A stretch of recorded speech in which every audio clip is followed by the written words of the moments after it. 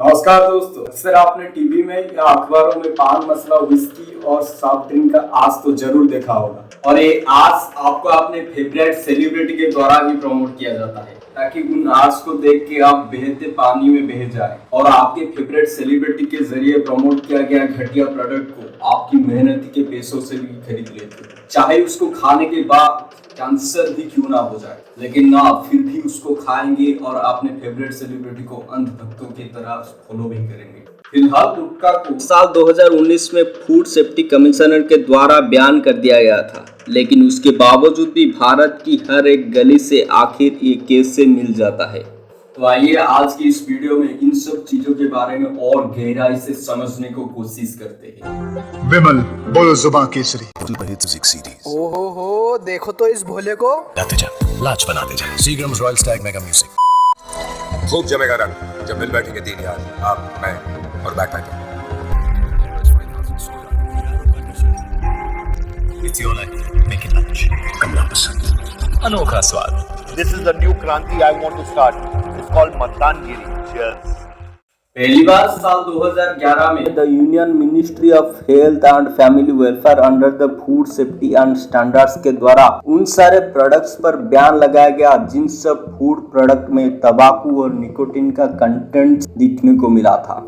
Under the article of 239 AA के तहत इस साल अप्रैल में दिल्ली के हाई कोर्ट भी फूड सेफ्टी कमिश्नर के तरह ही गुटखा, पान मसाला, फ्लेवर तंबाकू और उसी टाइप का सिमिलर प्रोडक्ट्स को मैन्युफैक्चरिंग, स्टोरेज या सेल करने के ऊपर भी बैन कर दिया जाता है।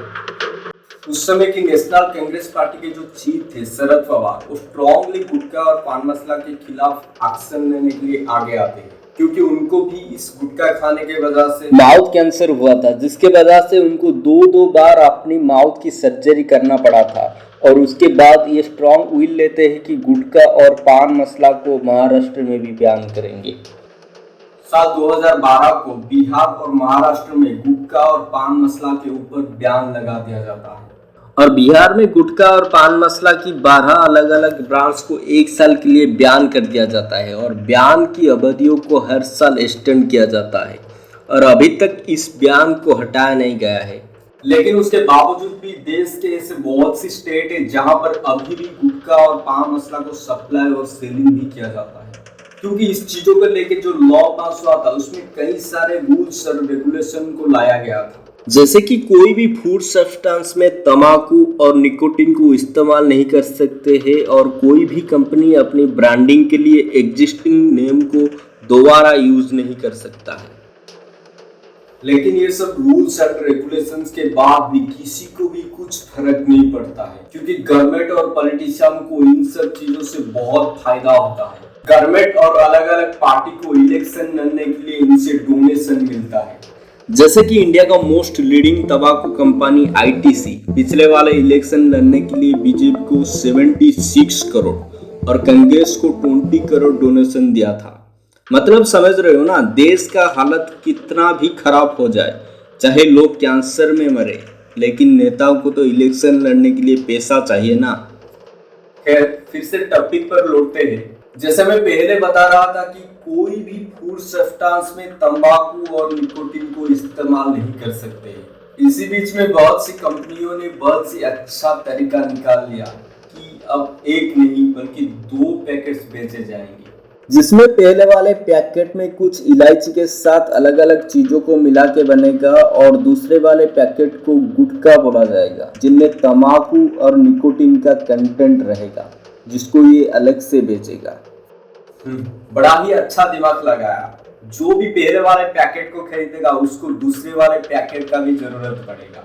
सिर्फ अपने सेल को बढ़ाने के लिए पहले वाले पैकेट की एडवर्टाइज को दिखाता है, जिनके ऊपर सिर्फ इलायची लिखा हुआ रहता है, लेकिन यहाँ पर दूसरे वाले प्रोडक्ट को प्रमोट नहीं करता है। इसी टाइप का प्रोडक्ट को एडवर्टाइजिंग के थ्रू प्रमोट करने को सरोगेट एड बोला जाता है। उसके बाद मार्केटिंग डिमांड को नजर रखते हुए बड़े बड़े सेलिब्रिटी के जरिए इस चीजों को प्रमोट किया जाता है, जैसे कि बिमल पान मसाला की आड़ को अजय देवगन, शाहरुख खान और अक्षय कुमार करते हैं और आड़ में बोलते हैं बिमल बोलो जुबा केसरी, दाने दाने में केसर का दम।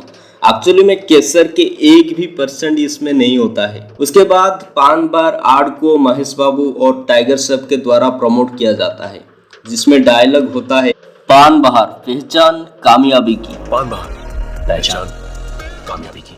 मतलब समझ रहे हो ना, पान बार खाने से ही आप कामयाब हो जाओगे।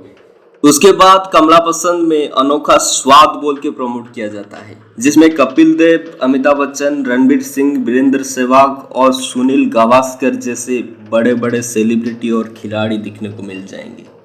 वैसे ये सब खिलाड़ी और सेलिब्रिटी पब्लिक को बहुत ज्ञान परोसते रहते हैं, लेकिन असल में ये खुद सही नहीं बन पाते। जरा ये वाला क्लिप देखिए अक्षय कुमार की, उसके बाद फिर मैं बताऊं। ऑफर्स आते हैं कि करो और अनगिनत सुनने वाले अमाउंट देने को तैयार हो, लेकिन बात उसकी नहीं है। स्वस्थ भारत, तो उसके लिए मैं ये काम नहीं करूंगा। 2000 years later. जुबान एक हो तो दिल भी एक होनी चाहिए। विमल बोलो जुबान केसरी।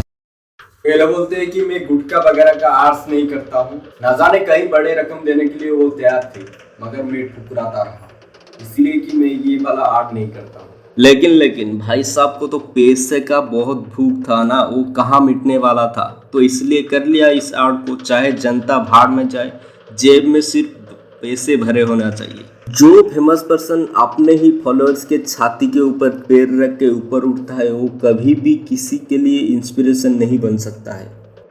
अगर आपको इंस्पिरेशन मानना है तो भगत सिंह, सुभाष चंद्र बोस या फिर रानी लक्ष्मीबाई को मानिए ना, जिन लोगों ने देश की आजाद के लिए अपनी कुर्बानी दी थी। बस इतना ही बोलूंगा, ये सब हीरोज के लिए जूते की माला और हमारे फ्रीडम फाइटर के लिए श्रद्धा और फूलों की माला। मेरे तरफ से गवर्नमेंट को इतना ही रिक्वेस्ट रहेगा कि इस गुटखा आमदनी पर प्रतिबंध लगाया जाए। फिलहाल आज के लिए इतना ही, फिर मिलते हैं अगले वीडियो में। जय हिंद।